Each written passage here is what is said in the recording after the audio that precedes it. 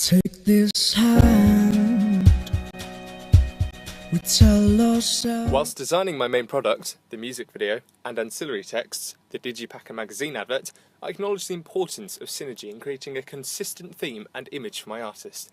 Through conducting research into the conventions of both music videos and digipacks, I developed a greater understanding of the most effective ways that these products intertwine and support one another in both their content and design.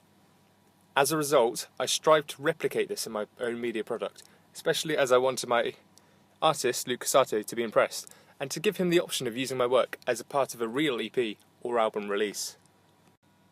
In order to prepare for the project, as mentioned, I researched and analysed a number of music videos, digipacks and magazine adverts. In my audience research and profiling, I found that my artist defines himself as emotional electro-pop.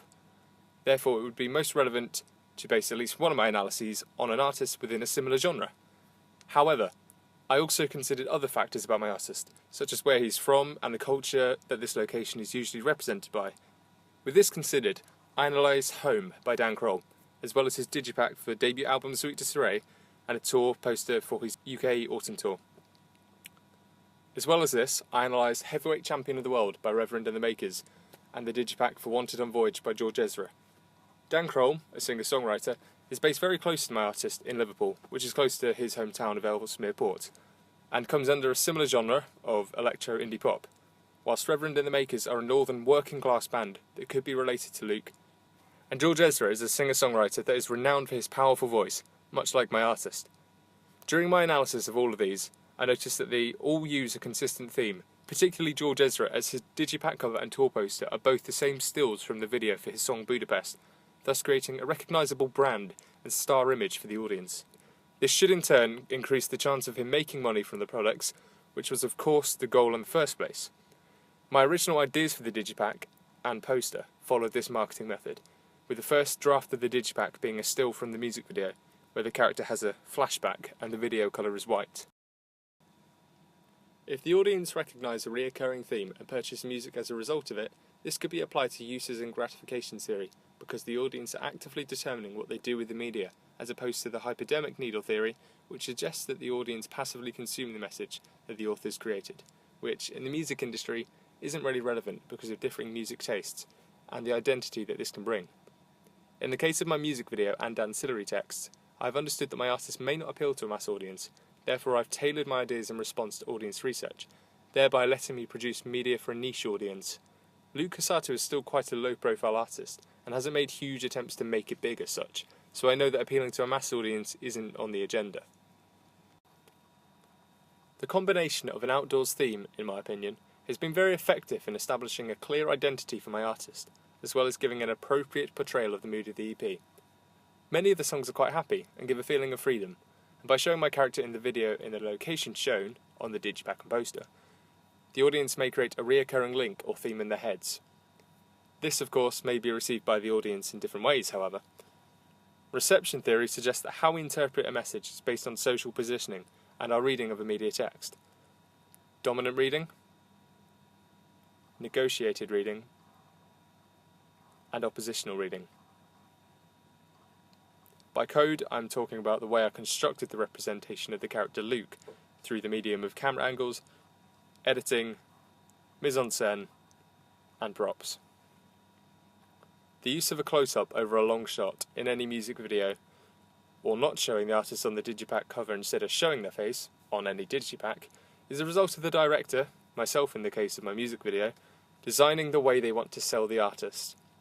These three reception models can all be applied to the audience of my media products, with the target audience hopefully being most likely to fully share the text code, dominant reading, or at very least partially share the text code, negotiated reading.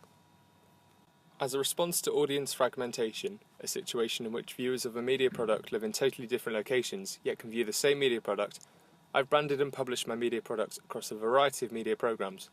In doing so, I've had to establish a house style of some sort for my artist, or at least a consistent theme to represent him across the main product and ancillary texts. The use of a house style and synergizing my products is particularly important in responding to the convergent nature of the media, in addition to making sure the sum of the individual products is greater than if they were released on their own. The house style that I developed was established through the use of font and theme. The font I used across my main product and ancillary text is called Blair MDITC TT, and I used this because I thought the width of the font represented the extent to which my character stretches his mind and abilities when writing a song. This font also looks fairly similar to the font that my artist has previously used for other products, which I discovered during my audience research, thus giving me a solid base to build up from. When it came to casting for the role of Luke, I looked for a male who could both drive and had similar musical interests. Of course, had Luke been within reasonable travelling distance and been available to film, he would have been the perfect candidate for portraying himself. Lee possessed all of the crucial qualities that I was seeking, meaning that he was a very well suited person for the role. By using the same person for the entirety of my music video, I was able to create consistency, as it allowed the audience to instantly recognise the character without being confused by a sudden change. I decided to deviate from the conventions of the media products that I'd analysed, and instead conform to other artists that I was aware of, and I did this by choosing not to show Lee's face on the Digipack cover. Instead, I use a number of different pictures to create an identity for each individual song, such as Blue Skies being represented by the blue sky, Nothing to Lose represented by the image from the video, and examples of real media products doing this include 5am by Amber Run and The Balcony by Catfish and the Bottommen. Both of these bands fully utilise their music videos to establish character identity, whilst effectively combining this with an album that represents the songs, a different picture of a similar reoccurring theme, to represent each single. I replicated this across my main product and ancillary texts by building my artist's identity in the video, whilst giving the songs a separate identity in the Digipack and the Digipack an identity on the poster. To conclude, I believe that the combination of my main product with ancillary text is very effective in establishing a reoccurring and consistent identity for my artist and the music he is selling, which is ultimately the main purpose of creating these products. Visual aspects of my video, such as the background colour, intertextual references and linking visuals to lyrics, have all intertwined smoothly with the print productions in order to create the particular brand style that I wanted to make for my artist.